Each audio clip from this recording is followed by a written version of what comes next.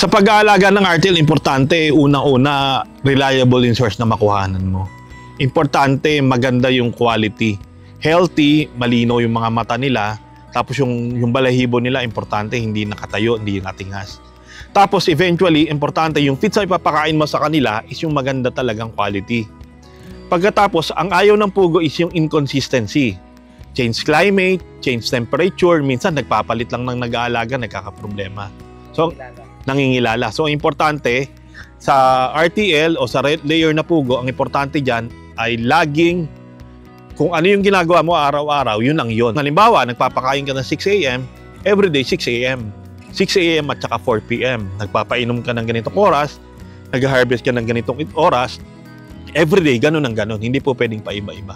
Ang nangyayari kasi, pagka paiba-iba yung oras mo ng pagkain, nababaguhan yung pugo, nagdi-decrease yung production. So, ang optimum kasi na kailangan natin makuha is 80 to 85% daily egg production. Kaya lang, ang tendency, pagka, yun nga, pabago-bago, minsan mababa ng 80, 75, which is loss sa'yo. Kasi siyempre, yun din naman yung expenses mo, yun din naman yung feeds mo, ang pinapakain mo is the same, pero yung output mo is mababa. Panoorin ang full video sa ating YouTube channel, Agree sa Agri. Don't forget to follow, like, share, and subscribe.